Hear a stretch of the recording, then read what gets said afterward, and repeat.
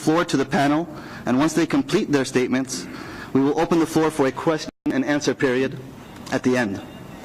Third, when asking questions, please identify yourself and your affiliation. Fourth, make sure the question is a question and not a statement. We don't have time for statements, unfortunately. And lastly, in the interests of maintaining respectful dialogue, and given the seriousness of the topic to everyone, please maintain civility. And now I will pass the floor to Carson so he can give us an overview of the rights violations occurring in Yemen. Hello, everyone. Thank you, Mohammed. ARWA is working with local NGOs currently operating in Yemen, and we have shortlisted 4 local NGOs who we believe provide an accurate picture of the number of victims on the ground and the destruction to civilian infrastructure. The criteria we used for shortlisting these NGOs included the quantity and quality of their field visits, hospital visits, publications, reporting, military and security sources, witness testimonies, and other measurements of information validity. We also benchmarked their data using other media sources, government sources, international NGOs, and UN organs. Our executive director utilizes a team on the ground who collects and verifies data as well. ARWA has a section on its website that documents the deaths and injuries being caused by the Saudi coalition airstrikes, as well as documenting the suffering caused by the comprehensive land, air, and sea blockade on the entirety of Yemen. Please take a look at the website when you have a chance. According to the Legal Center for Rights and Development in Yemen, in the first 300 days of the war, the total number of casualties now exceeds 8,000 people, and the total number of injured exceeded 15,000. Over a third of these were women and children. According to OHCHR spokesman Rupert Colville, during the month of February alone, a total of at least 168 civilians were killed, 193 injured, and around 2/3 of them by coalition airstrikes. Saudi coalition airstrikes have also targeted and destroyed hundreds of thousands of residential homes, along with more than 200 hospitals and clinics, over 500 schools, 39 universities and vocational institutes, 27 heritage sites, including those designated as World Heritage Sites by UNESCO, 190 factories, 14 airports, 10 seaports, over 500 bridges, 615 houses of worship, and many others. Camps for internally displaced persons have also been targeted, and a premature baby clinic in one case was struck with no apparent justification. According to Human Rights Watch, the Saudi coalition continues to utilize internationally banned cluster munitions on civilians. And according to a BBC report, there have also been sightings of both foreign mercenaries and terrorist groups fighting side by side the Saudi coalition during their war on Yemen. In these staggering numbers, we see the demand for an independent, neutral international investigation that must immediately be instituted to monitor, collect, and analyze the evidence of crimes by all parties to the armed conflict. These are serious allegations that must be investigated by an impartial party. Hadi's National Commission is an integral part of the Saudi coalition and therefore could be implicated in any of the alleged crimes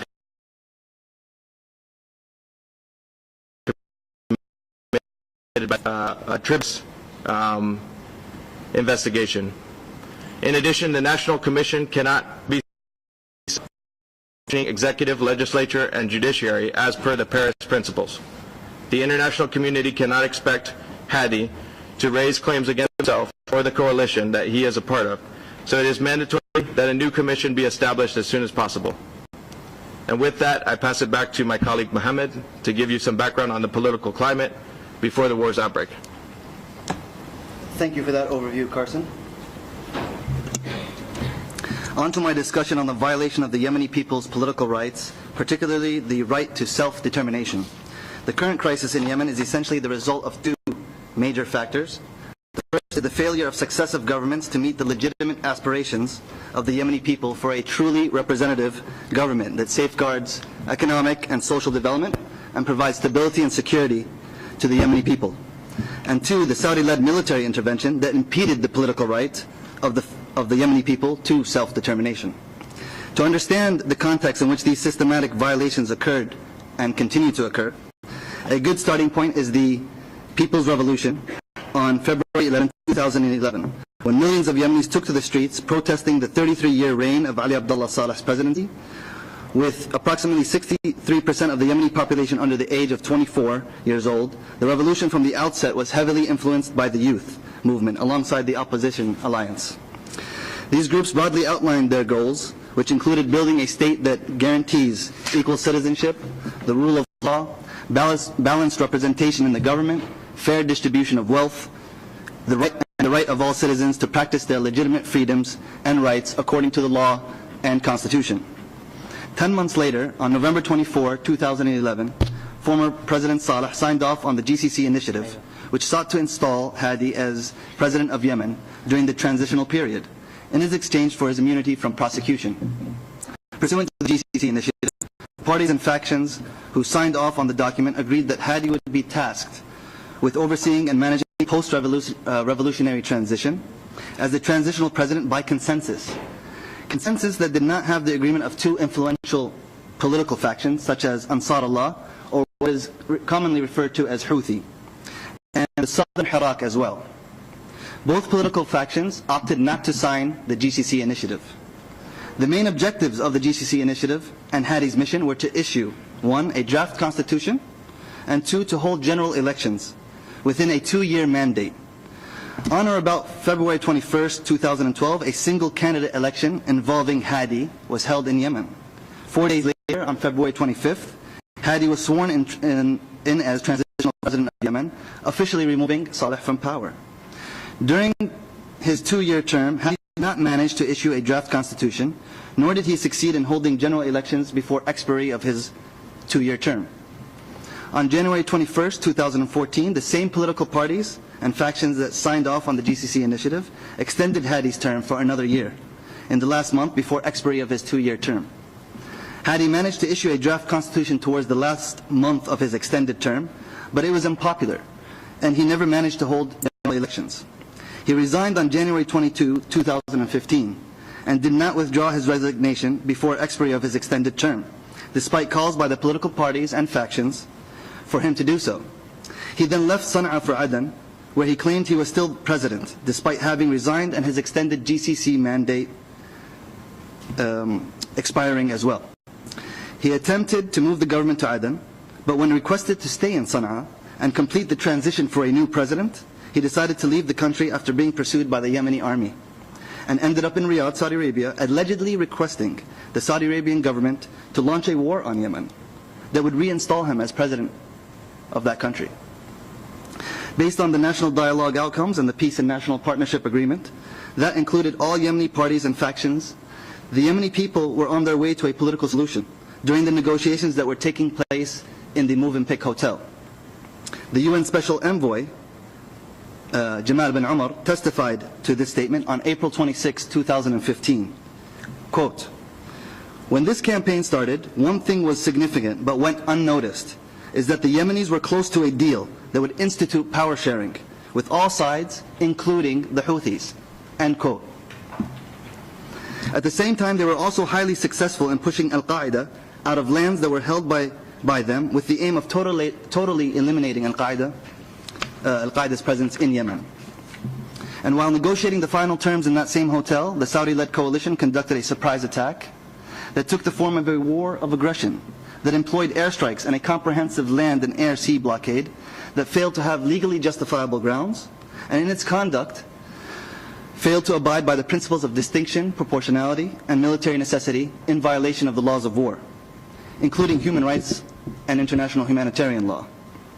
So in comes this war, devoid of legality, a war without a UN mandate from the international community on a Yemeni people who were striving to form their own government without foreign interference. Seeking a new government that would guarantee equal citizenship, the rule of law, balanced representation in the government, fair distribution of wealth, and the right of all citizens to practice their legitimate freedoms and rights according to the law and constitution. This war has resulted in an obstacle towards achieving those ends, and instead presents the world with a regional scenario involving Al-Qaeda at the helm. The war was announced on March 26, 2015 from Washington, D.C. by then Saudi Ambassador to U.S. Adel Al-Jubair, who stated the reason for the war in a press conference.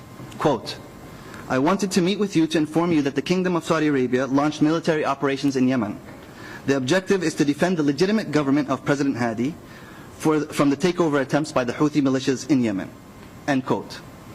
So in summary, the Saudi-led coalition of absolute monarchies and military dictatorships conducted daily airstrikes and imposed a comprehensive land and air-sea blockade for the past year on 27 million Yemenis in order to reinstall Hadi, a person whose mandate expired in Yemen. Let me ask you, ladies and gentlemen, is this what we call defending legitimacy? Collective punishment and terror inflicted on the entire population of 27 million Yemenis in order to deter a group called the Houthis, who are less than 1% of the population. There is a major issue with proportionality and a total reckless disregard for the principles of distinction and military necessity, not to mention international law. The UN was established to maintain state sovereignty and both national and international unity. Instead, we appear to be witnessing a process of fracturing society along false sectarian fault lines and the disruption of internal reconciliation and political peace processes within nation states. UN Security Council Resolution 2216 is about an arms embargo on 5 people, yet it's being used as a cover to justify a blockade on 27 million Yemenis. According to the 2016 Humanitarian Needs Overview, released in November 2015, 21.2 million people, making up 82% of the population, are now in need of some form of humanitarian assistance, whereas nearly 2.1 million people are currently estimated to be malnourished, including more than 1.3 million children suffering from severe acute malnutrition. This dire situation has exacerbated to these levels largely due to the Saudi-led coalition abuse of Resolution 2216, an arms embargo on 5 people that is actually being used to shut down the entire economy of Yemen in basic trade in goods, as food, medical, and fuel supplies trickle in at a suffocating rate. The blockade has continued to be abused up to this day to justify a brutal, comprehensive land and air and sea blockade. The blockade has caused 12 million people to be food insecure, 6 million of whom are severely food insecure, about 15 million people without adequate access to health care, most airports destroyed, seaports as well, making the delivery of humanitarian aid very difficult at best. During the past year and after thousands of airstrikes, the civilian death toll exceeded 9,000, as Carson mentioned. Injuries, 25,000 plus, a third of whom were women and children. Thousands of residential homes were targeted and destroyed by Saudi coalition airstrikes. Hundreds of educational institutions, universities, schools, and vocational institutes, hospitals and clinics, targeted and destroyed by airstrikes. Over 1 million displaced persons, Al-Qaeda spreading back to Aden after being pushed back to Mukalla. And now they're located in Lahj and have been reported to be located in Taiz as well. Going back to the revolution, one of the points in the statement of demands that was issued by the main opposition was to make the war against terror a national issue by removing it from the circles of opportunism and marshalling all possible national resources to not only combat it, but to eliminate it. The Yemenis instituted a general mobilization effort and started going after Al-Qaeda, and did so successfully. So not only were the Yemenis about to form a government, as the UN Special Envoy Jamal bin Umar said, they were also eliminating Al-Qaeda from Yemen.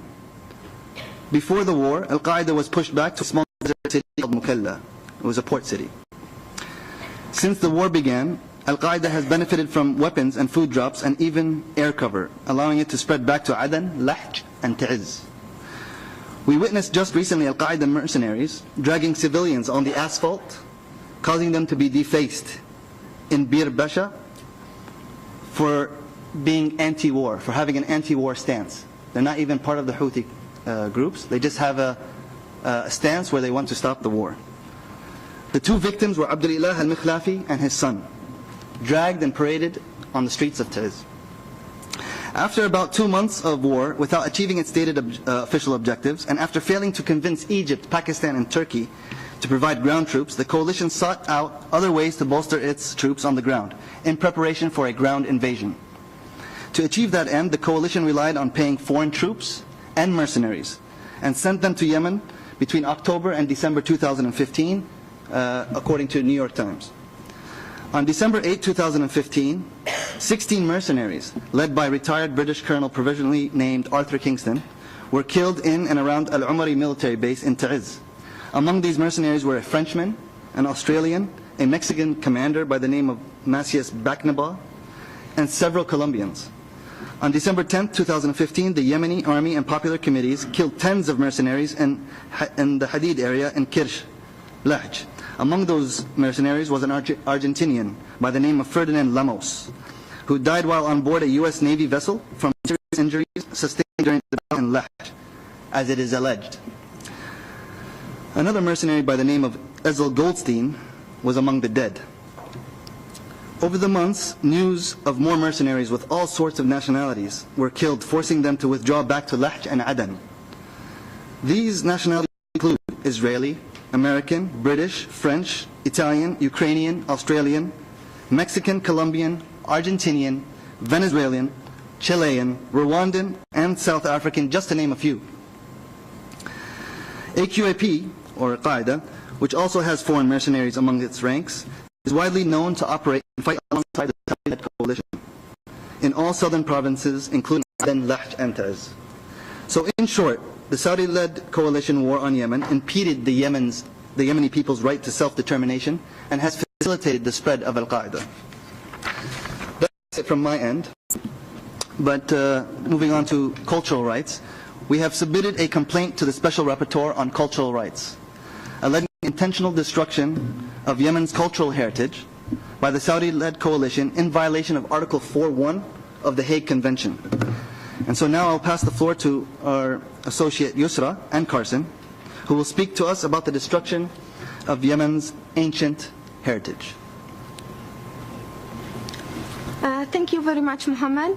I'll start off with a short video incorporating a UNESCO video depicting the Saudi-led coalition's destruction of Yemeni heritage and culture. I'll then present specific cases in greater details before I conclude with my closing remarks. Before we watch the video, let me just tell you about an experience I had the other day. I attended the Saudi Heritage Exhibition in the first week. I was walking around and one particular statement caught my eye. I quote, "Saudi Arabia pays careful attention to the human legacy located within its territory with great attention and special care." This statement has two glaring flaws. First, it is hard to substantiate claims of caring about heritage within their own territory. Systematic destruction of heritage in Mecca and Medina has been the modus operandi for decades. Universal dismay has been expressed by the Muslim world at this wanton disregard for the sacred and holy sites in Islamic culture. Saudi airstrikes pound Yemeni heritage into dust on a daily basis. Thus, one wonders what a heritage, what a human legacy is Saudi Arabia actually protecting as it claims. Now, let us watch the video, please.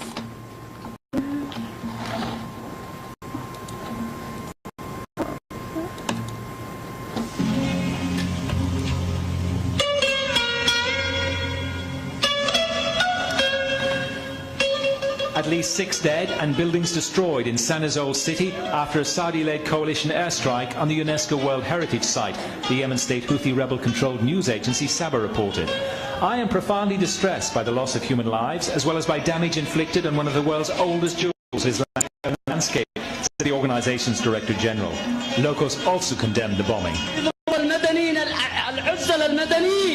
The criminal pilots are targeting unarmed civilians who are sleeping in peace. They say that they are targeting military sites. Where are the military bases? Where are the rockets? Is there a base for a Scud missile here? The Friday morning bombing is the latest airstrike led by Saudi Arabia. They were first launched over 11 weeks ago against the Houthis, who are now the dominant group in Yemen. UN-sponsored talks are due to be held in Geneva on Sunday to try and find a solution to the crisis, which has left 80% of the population in need of some form of humanitarian aid.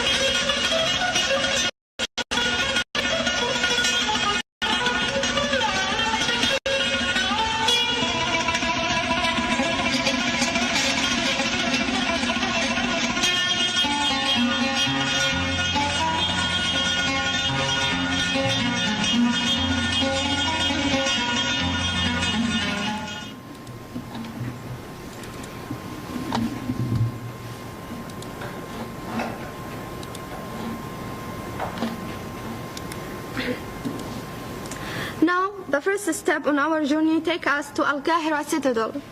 Al-Qahira Citadel stands 1,050 meters above sea level upon the summit of the mountain that overlooks Taiz city. The Al-Qahira Citadel has had significant political and military importance throughout the history of the Taiz region. It was destroyed by Saudi-led coalition airstrikes on 21st May 2015. Prior to this, its parks, waterfalls, restaurants, library, theater, museum extensions, and wings had made it a magnificent tourist attraction.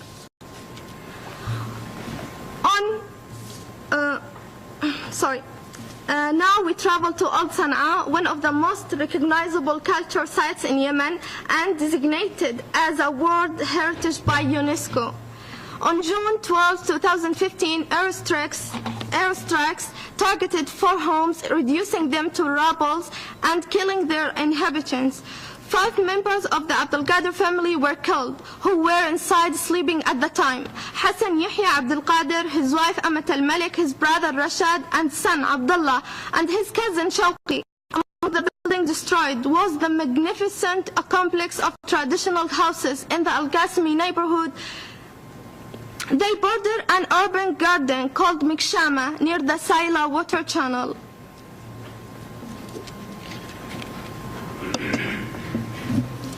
We now move on to Marab, where I will cover 3 of the most important cultural and heritage sites there. The first of these is the Marab Dam. With an expanse of 98 hectares, the Sabian capital, Marab, was the largest ancient city in South Arabia and is considered one of the most significant historic sites on the Arabian Peninsula. Despite a harsh environment at the end of the first millennium BC, a complex society emerged in Marab, whose economy relied on a highly developed irrigation system made possible by the Marab Dam. The dam is, to this day, considered a wonder of technical engineering. Due to its economic prosperity and geographic location, Marab became the most important trading station along the incense route. From the capital Marab, the Sabians controlled extensive parts of the country, as well as the trade on the incense route. On May 31st, 2015, Saudi-led coalition airstrikes targeted and destroyed significant parts of the Marab Dam.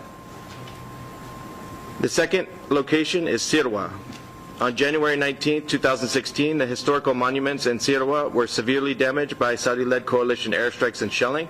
Some of the large stones that were damaged have writings dating back to the first millennium BC, information that helps us understand how people lived 3,000 years ago, their environment and history. It is worthy to note that the area has no military presence given the flat lands and their exposure. The third location is Barakish. Another heritage site under threat, located in Marab, Barakish has been inhabited from time immemorial, dating back to the first millennium BC.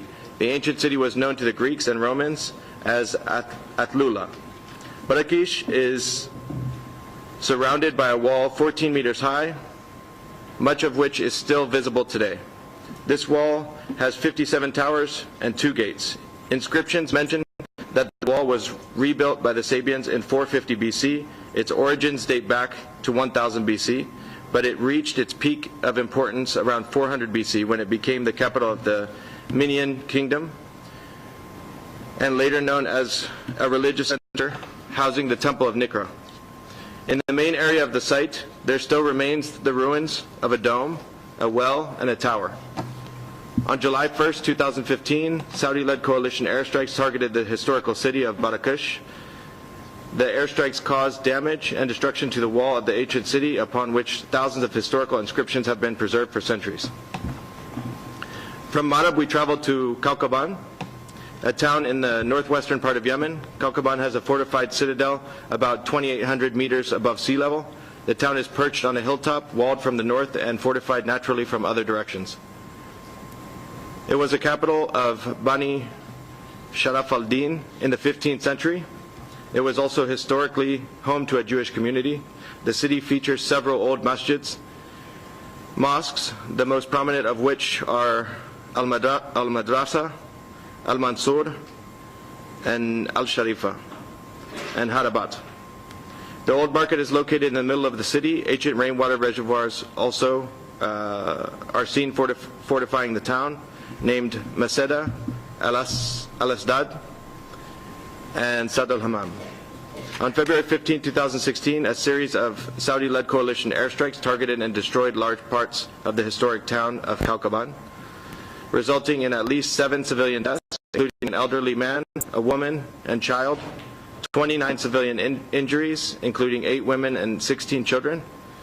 The Al-Kishla fort was completely destroyed. 6 residential homes were wiped out, and 12 homes were partially destroyed, as well as another 70 being damaged. Our next destination is the Old Sada city, one of the oldest medieval cities in Yemen, important for its historical and architectural, as well as its spiritual history. It is not registered as a World Heritage Site, but it is being reviewed for such. It is, however, central to Yemen's heritage, founded in the 9th century AD by Imam al-Hadi. Repeated Saudi coalition airstrikes on Old Sada city from April 6 through May 11, 2015 obliterated a huge part of the ancient civilian infrastructure. This relentless destruction is continuing even now. On May 2015, Brigadier General Ahmed al-Asiri, official spokesperson of the Saudi coalition forces, designated the entire city of Sada a military target. Thus, the Saudi coalition may be in violation of laws of war by not differentiating clearly between civilian and military targets. This inevitably puts civilians' lives at risk. Subsequently, airstrikes targeted and struck at least 6 residential homes not being used for military purposes. One airstrike killed 27 members of one family, including 17 children. The airstrikes also targeted 5 markets where there is no credible evidence of military presence. Further violations of laws of war include airstrikes on an empty school and a crowded petrol station. Finally, our last destination is the 16th century city of Shibam. Shibam is surrounded by a fortified wall. It is one of the oldest and most impressive examples of urban planning. It relies upon the principle of vertical construction. Its spectacular tower-like structures rise out of a cliff and are the reason for the city being called the Manhattan of the desert. The city has some of the tallest mud buildings in the world. Some are over 30 meters high, like high-rise apartments. The site was registered as a World Heritage Site in 1982. It was added to the UNESCO Endangered List for the World Heritage Sites on the 2nd of July 2015, 4 months after the Saudi-led war against Yemen. Shibam is situated in Hadramaut, which is currently under Al-Qaeda occupation and is therefore prone to increased threat from random attacks. In fact, on November 20th, 2015, Al-Qaeda detonated a car bomb, killing 19 Yemeni soldiers in a battle with the Yemeni military in that region. The spread of AQAP appears to have been a direct consequence of the Saudi-led coalition war on Yemen. That is all I have for the heritage of Yemen. Thank you for listening. Thank you very much, Yusra and Carson, for explaining to us in great detail the importance of Yemen's ancient heritage. Such culture is the essence of any nation. It's so sad to be witnessing it being wiped out. Having traveled through the pathways of Yemen's history, now we will give you a view of Yemen's future for children.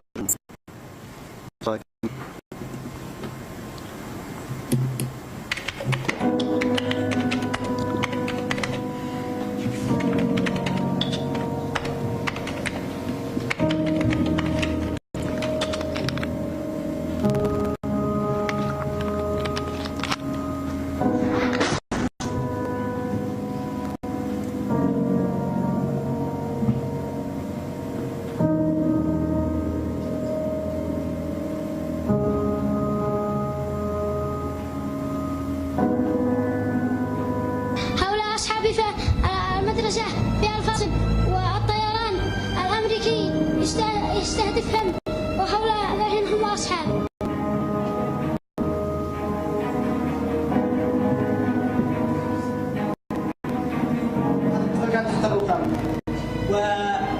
وستحرم 2 أطفال ستحرم ضربوهم الساعة بعد المنتصف راقدين عاملين بيوتهم ما يسافروا بأسود أي حاجة. واللي صار أبوي خواتي معدل ضحنا بالعشرة كاملة، أخي 2 أخوان وخواتي 4 بنات، جدتي وأمي.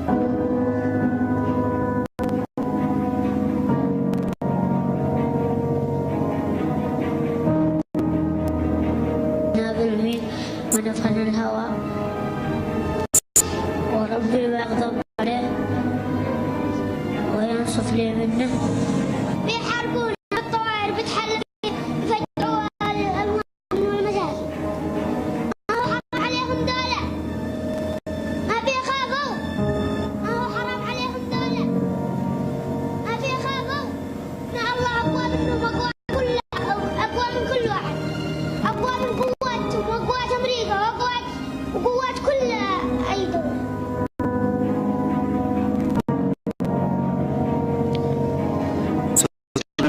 Sharing their experiences about Saudi-led coalition airstrikes striking their homes, their residential homes, killing their families, and the experience and their shock for such action.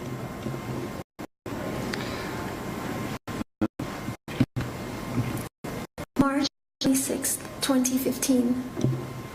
A date that for millions will be remembered as the start of the destruction of the lives of 25 million civilians in Yemen. For many in Yemen, this date marked the loss of their jobs, schools, universities, the destruction of their infrastructure and history. And for a few, it was the last night of their lives before screaming Saudi-led jets began an air campaign in what seems to be clearly a genocidal war against the people of Yemen. I am one of 25 million Yemenis who woke up to the sounds of massive explosions on the night of March 26th. A few hours before that, my 8-year-old daughter was happily and excitedly preparing for an end-of-term party at her school, where I worked and where she studied with 350 other children. That was the last night she prepared for school, because she never saw her friends, teachers, or school ever again after that. Schools to children are home away from home. In fact, it's where they live their most cherished memories, and Yemeni children are just like everyone else's children in the world. They have a right to play, to learn, and to build a life for themselves. Sadly, all that came crashing down on their heads, as did the rubble of their homes after American and British bombs either made, friended, or destroyed and damaged their schools and homes. My daughter and I were in Yemen for weeks after the start of decisive storm, and we only managed to leave after our area came under major airstrikes that changed our lives forever. My perfectly happy, healthy, bubbly child is now suddenly much older with a sad, morose look in her eyes. That look that always seems to question, what did we do to deserve this? Yemeni children are hurt, angry, confused, and worst of all, traumatized by the brutality of a war which their innocent minds cannot comprehend. Children are resilient, yes, but just as they hold good memories for the rest of their lives, bad memories take a hold and in many ways shape their future. The trauma of this war is so deep that children will need decades and decades to erase those images of death and destruction.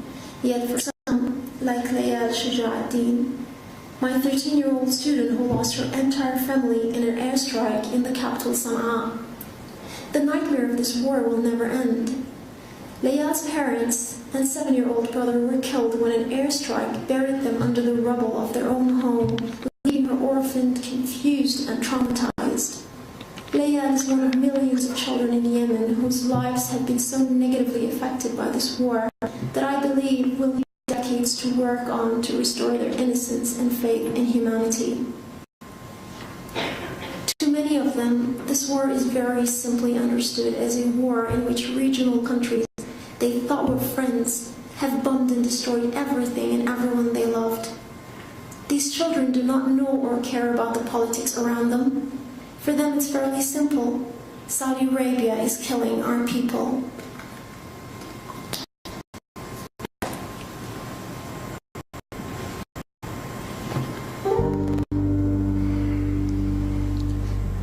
And this is a story of her student. So you heard a voice recording of a teacher, and this is her student. And they share their experiences with you.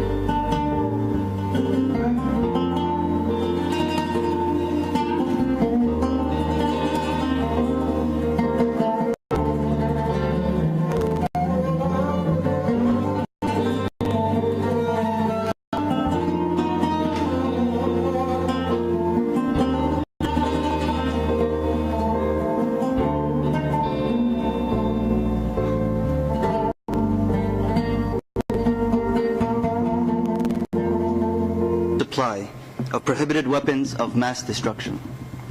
Some of the most deadly being not only the bomb used in the Ja'atan blast in the video you just saw that killed many people and injured many others, but also the sale and use of cluster munitions on civilian populations. And on that note, I pass you over to Vanessa. Good afternoon, ladies and gentlemen. My name is Vanessa Beattie. I'm a British independent journalist working with Sheba Rights Coalition and ARWA to expose Saudi coalition use of illegal cluster bombs in civilian and agricultural areas in Yemen. Yemen is the forgotten war, where war crimes and violations of international law are not being investigated by an independent inquiry commission. In this presentation, I will firstly explain a cluster bomb. I will then present evidence of their use by the Saudi-led coalition in densely populated civilian areas in Yemen, and I will conclude with our recommendations. Just to explain, a basic cluster bomb consists of a hollow shell containing up to as many as 2,000 submunitions or bomblets. Cluster bombs are indiscriminate weapons when used in densely populated civilian areas. When fired as rockets or dropped in airstrikes, the outer shell detonates in mid-air, releasing the deadly bomblets which are deposited across vast areas. Upon impact, they explode, showering civilians and livestock with shrapnel and molten metal. Decades after initial bombing, these submunitions still have potential to do tremendous damage, often surpassing even landmines in their threat to civilians. The majority of victims of this concealed killer are children, for whom the bright yellow or spherical bomblets resemble toys.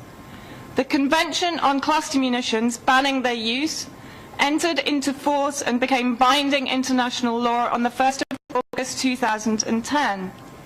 As of the 1st of October 2015, a total of 118 states have joined the Convention. Russia, China, United States, Israel, Saudi Arabia and Yemen are non-signatories. However, US export rules specify categorically that the cluster bomb must not be used in civilian areas. Article 1, Convention on Cluster Munitions.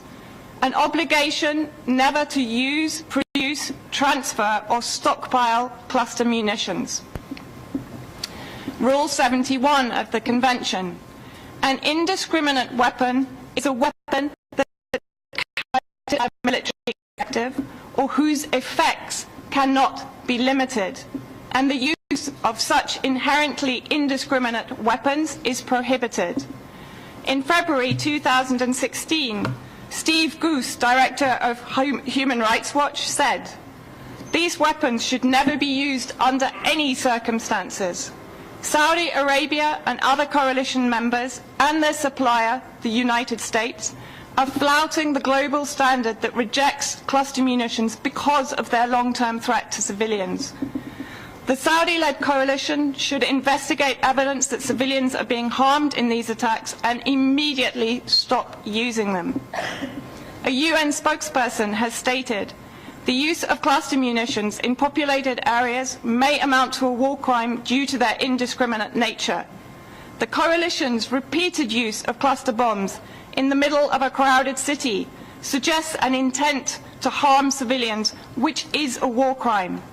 These outrageous attacks show that the coalition seems less concerned than ever about sparing civilians from the horrors of war." The Saudi war of aggression has also taken a heavy toll on the impoverished country's facilities and infrastructure, depriving the Yemenis of their ability to sustain themselves under a punishing Saudi coalition blockade and daily brutal bombardment.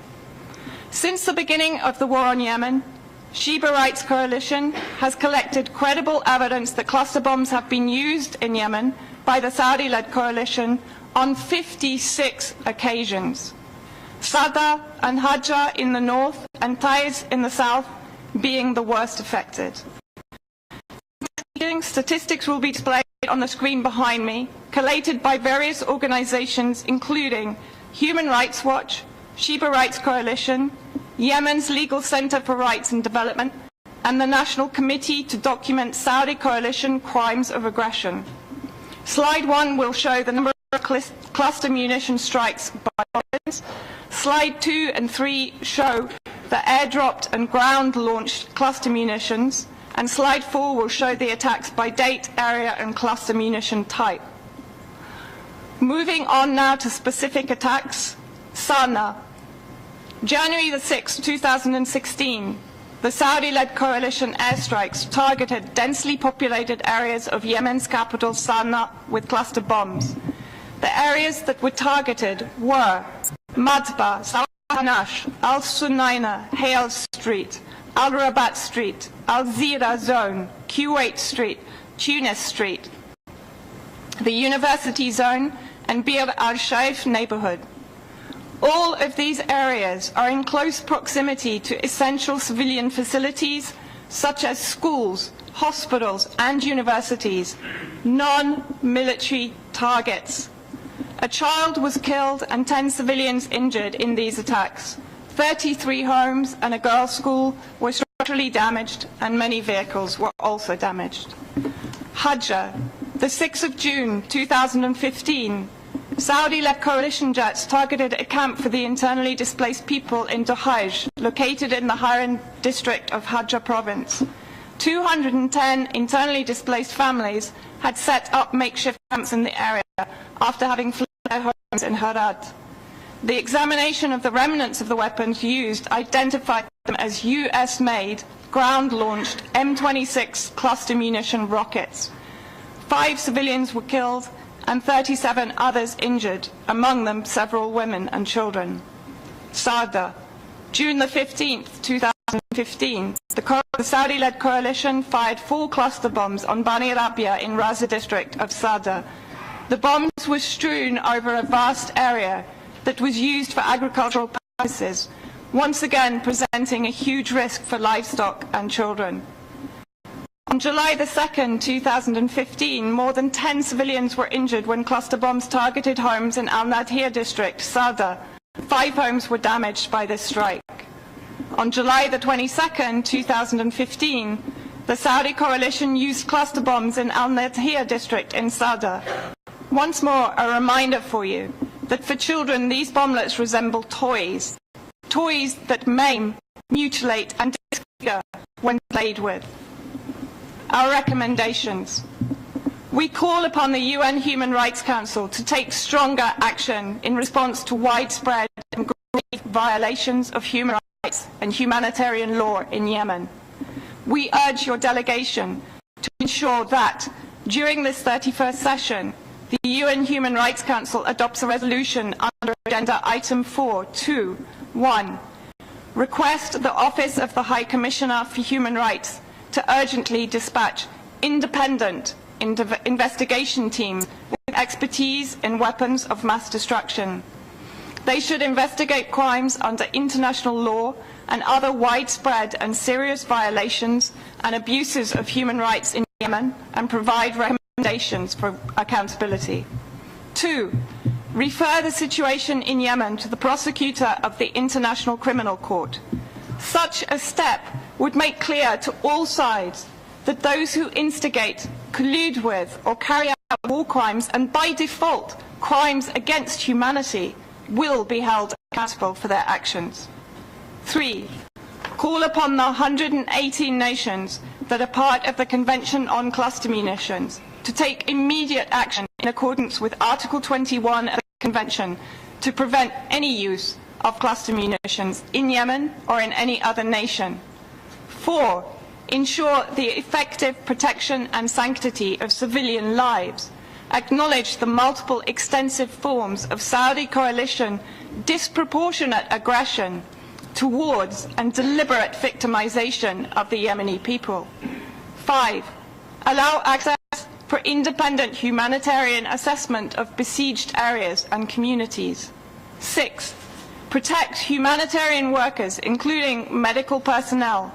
Facilitate the rapid and unimpeded passage of relief supplies, and safeguard the sanctity of hospitals and all medical transport vehicles. 7.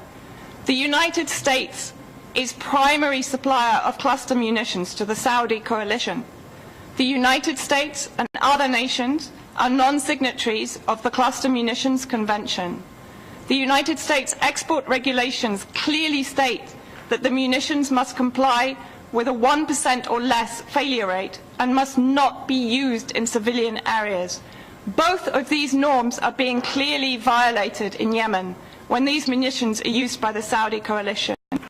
We urge the United Nations Human Rights Commission to put pressure upon all member nations to sign and adhere to the Cluster Munitions Convention.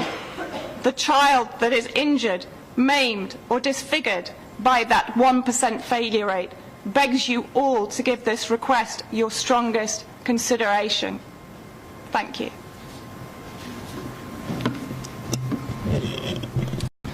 Thank you, Vanessa, for that powerful presentation. It makes me wonder how the Saudi coalition spokesperson, Brigadier General Ahmed al-Asiri, admitted to using cluster munitions on military objectives, at least that's what he said, military objectives, and how just last week we heard the Saudi permanent representative to the UN claim in a press conference that cluster munitions were never used on any occasion. Just a simple general denial of the use of cluster munitions in Yemen, despite it being reported on by local NGOs, international NGOs, and independent investigative journalists. each offering contradicting versions of their stories when their use on civilian populations and targets has been well documented by local and international NGOs. And now we open the floor to your questions. Please identify yourself and your organization and ask questions succinctly without making any long drawn-out statements. We still have about 5 minutes or so. If you have any questions, please raise your hand.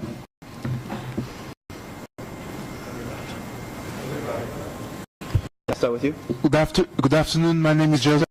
I'm internship for International Institute for Peace, Justice and Human Rights. And my question is for you. So, do you think the end of the regime is the aftermath of all these airstrikes and terrorist attacks and all these all the historical places who were destroyed by these airstrikes? Do you think it is the aftermath of the end of the regime, and now terrorists are trying to take the power on this country, on Yemen? Sorry? If I understand your question correctly, are you saying that do we believe that the war has facilitated the spread of terrorists? Yes, the end of the regime is the kind of aftermath of what's happening now in that. Well, the way we look at it is, based on the facts, right? There is a coalition of 11 countries led by Saudi Arabia, backed by 3 Security Council states. There is the use of mercenaries. There is the facilitation, and due to the war, there has been, as a consequence of this war, the spread of terrorists. So, yes, when you destroy governmental institutions, when you destroy, when you attack a military that is supposed to ensure the security and stability of the nation, when you destroy the critical civilian infrastructure of a nation, like roads, bridges, hospitals, ports, seaports, airports, telecom stations, you basically allow for chaos to ensue. And that chaos can take the form of the spread of mercenaries, terrorists, and all sorts of different groups. My second question is, what is their goal with all that, with all these bombs, these terrorist attacks? What they are trying to get with all of these attacks, with all of these bombs, with all of this destruction? Well, I mean, I can only speak as to the official statements made by the coalition in its conduct of its war. I mean, they've said that they want to restore legitimacy, or they want to restore the presidency of Hadi, whose mandate has expired. He was supposed to hand over to a new transitional president that would have some sort of consensus behind him. Instead, he didn't. He fled the country, ended up in Riyadh, launching a war against his own people with the backing of this coalition. Right? So the way we look at it is that there was a revolution. The people had certain demands. They were about to come together to form a government. They were negotiating a political solution amongst themselves, the majority of the political factions, the influential ones. And this war came in, and at the same time, the people were, taking the fight to the terrorists. And so 2 things were going on: a political solution and the elimination of Al-Qaeda. The war comes in. The political dialogue comes to a halt because of the security situation in the country, and Al-Qaeda spreads. So we look at it as basically an attempt to take over and dictate to the people of Yemen. And in the beginning, they thought, there's some reports saying that this was going to take no more than a month, and so it was going to be quick and easy. to just take it over and install a president. However, we're in now the 12th month. 1 whole year has passed. And the objectives that were stated were not achieved, except for what we see today, which is death, destruction, chaos. And that's the result of, of their conduct. So, can I take one more question from someone?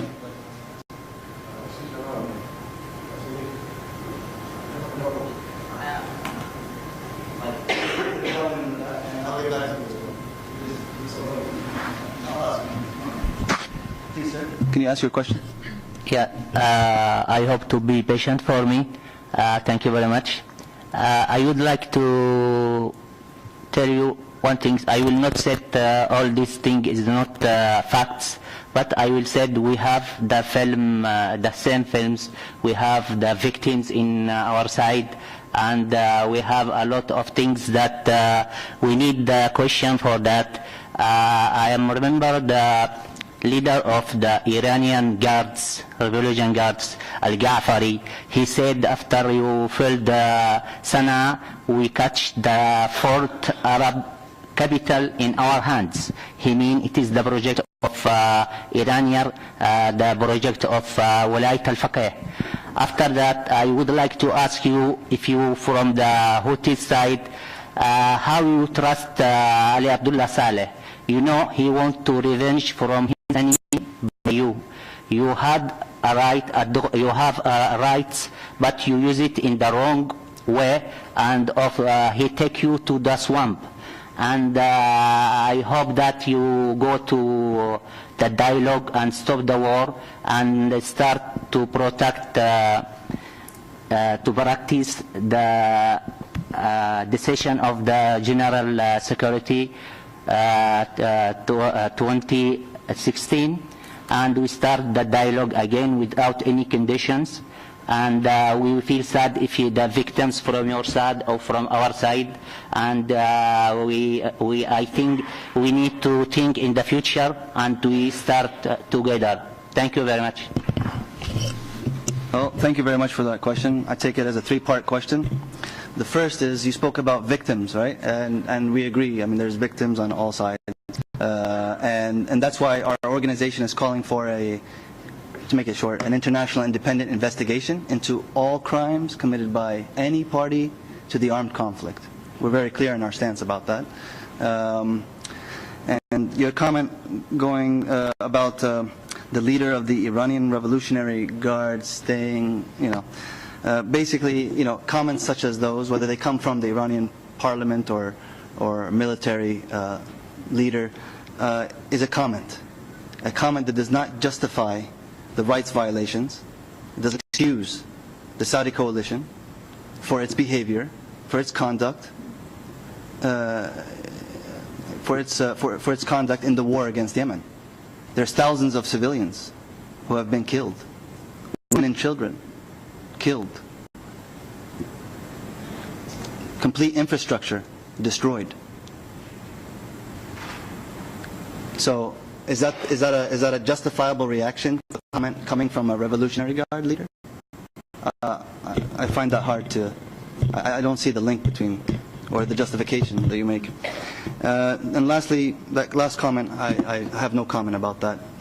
It's a, you're asking me about trust, and I feel like that's a political question that I don't entertain. Thank you very much.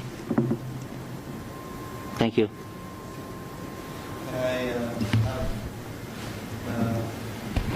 بسم الله الرحمن الرحيم. Ask a question. المحامي محمد المسوري، أمين عام مؤسسة البيت القانوني، المسؤول القانوني للائتلاف المدني اليمني لرصد جرائم العدوان. طبعا البعض يحاول أن يدخل السياسة في مجلس حقوق الإنسان، أمور بعيدة كل البعد. عندما يعجزوا عن الحديث عن الحقيقة يتكلموا عن إيران، عن الولايات المتحدة، أشياء لا علاقة لها بما نحن فيه. ما يحدث في اليمن ليست انتهاكات بل جرائم حرب، جرائم إبادة جماعية، جرائم ضد الإنسانية.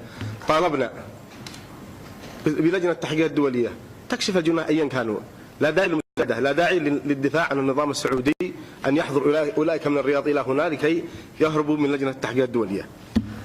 الآن المجتمع الدولي لو تركنا الشجر والبشر وتحدثنا عن الحجر، اهتمام المجتمع الدولي بالآثار الحجر. الآن الآثار في اليمن تدمر بشكل هستيري، تدمر من السماء من الطائرات العدوان السعودي، وتدمر من الأرض من الإرهاب القاعدة وداعش. هؤلاء شيء واحد، هؤلاء منظومة واحدة، دمروا كل شيء. الآن في تعز ما يحدث من سحل وقتل الأبرياء في تعز إرهاب، يسحلون الناس في محافظة تعز ويرفعون علم القاعدة، هذا هو الإرهاب. أنا اليوم عندما أمشي في شوارع أوروبا وأجد الآثار والحضارة التاريخية الأوروبية أتساءل هل سيصل الإرهاب إلى أوروبا؟ هل ستصل القاعدة إلى أوروبا؟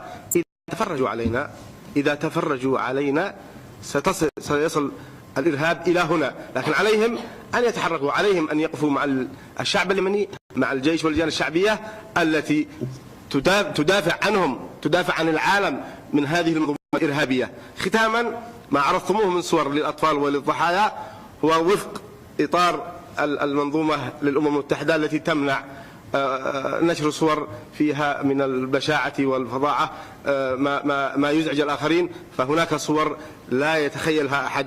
وشكرا لكم. Thank you very much. Did you have a question or? Okay, thank you. شكرا. ما كان عندك سؤال صح؟ مداخلة فقط. طيب, thank you. يعني شكرا لك. شكرا لك. And I think with that, we've run out of time. We've had more than gone over time for 5 minutes. Thank you very much for attending, and have a good afternoon.